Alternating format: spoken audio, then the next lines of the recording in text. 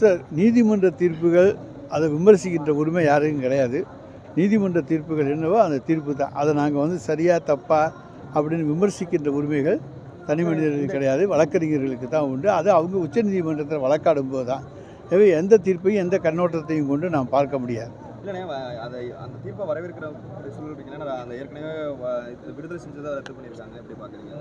அது தாங்க சொல்கிறேன். உயர்நீதிமன்றம் என்ன உச்சநீதிமன்றம் சொல்லியிருக்க தீர்ப்பு, அந்த தீர்ப்பு ஏற்றுக்கொள்ளக்கூடிய ஒன்று தான். அதை ஏற்றுக்க மாட்டேன்னு சொல்கிற உரிமை யாருக்கும் கிடையாதுன்னு தான் நான் சொல்கிறேன். ஒரே நாடு ஒரே தேர்தலுக்கு 10 நாள் தான் கால அவகாசம் கொடுத்துருக்காங்க. மக்கள் கருத்து சொல்கிறதுக்கு இதை எப்படி பார்க்குறீங்க? அவகாசம் போதுமானதாக இருக்குமா? அதாவது எந்த அவசர கதியிலே கொண்டு வரப்பட்டாலும் கூட நிச்சயமாக இந்த நாடாளுமன்ற தேர்தலுக்குள்ளே கொண்டு வரப்பட முடியாது. அதற்கு பிறகு இந்தியா கூட்டணி தான் ஆட்சிக்கு வரும். அப்பொழுது பார்த்துக்கொள்வோம். இப்போ இன்னைக்கு போக்குவரத்து தொழிலாளர்கள் போராட்டத்தில் ஈடுபட்டிருக்காங்க, அதை எப்படி பார்க்குறீங்க? இப்போ நம்ம அரசை பொறுத்த வரைக்கும் 100% இயக்க நடவடிக்கை எடுத்துட்டோம்னு சொல்கிறாங்க. அதாவது ஒரு கால அவகாசம் தான் கேட்டமே தவிர கிடையாது என்று சொல்லவில்லை. மாண்புமிகு அமைச்சர், போக்குவரத்துறை அமைச்சர் அவர்கள் இப்போ பொங்கலுக்கு பிறகு பேச்சுவார்த்தையை வைத்துக்கொள்வோம் என்று தான் கேட்டாரே தவிர எந்த மறுப்புகளையும் அவர் தெரிவிக்கவில்லை. இப்போ பேச்சுவார்த்தைக்கு பிறகுதான் அது ஏற்றுக்கொள்ளப்பட்டதா இல்லையா கோரிக்கைகள் என்பதெல்லாம் தெரியும். ஆனால் அதுக்கு முன்னாலேயே அவசரப்பட்டு விட்டார்கள் என்று நான் நினைக்கின்றேனே தவிர அது என்னுடைய கருத்து. ஏன்னா போக்குவரத்துறை அமைச்சர் பொங்கலுக்கு பிறகு பேச்சுவார்த்தைக்கு தான் சொல்லியிருக்கிறார். எனவே பேச்சுவார்த்தைக்கு பிறகு தான் ஒரு இது ஏற்றுக்கொள்ளப்பட்டதா இல்லையா என்கின்ற முடிவுக்கு வர முடியும்.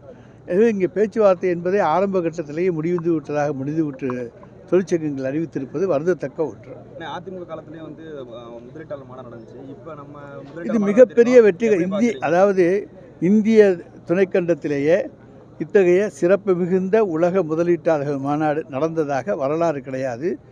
6.5 லட்சம் கோடி ரூபாய் அளவுக்கு இன்றைக்கு தொழில் முதலீட்டாளர்கள் இன்றைக்கு நம்முடைய தமிழகத்துக்கு இங்கே முதலீடுகளை கொண்டு வந்திருக்கின்றார்கள். அதோட 27 லட்சம் பேருக்கு மேல் வேலைவாய்ப்பை இதில் உருவாக்கி தர இருக்கிறார்கள்.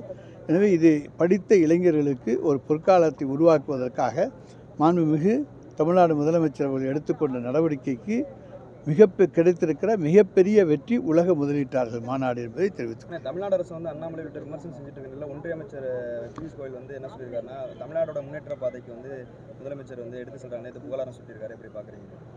அதாவது அவங்க மனசாட்சிப்படி அவர் நடந்திருக்கார் என்று நிச்சயமாக நடக்கிறேன். அவருக்கு உண்மை தெரிந்திருக்கிறது, சொல்லியிருக்கிறார். மற்றவர்களுக்கு அதை ஏற்றுக்கொள்ளக்கூடிய மனம் இல்லை, அதனால் மறுத்திருக்கிறார்கள். செய்திகளை உடனுக்குடனும் துல்லியமாகவும் தெரிந்து கொள்ள சப்ஸ்கிரைப் பண்ணுங்க.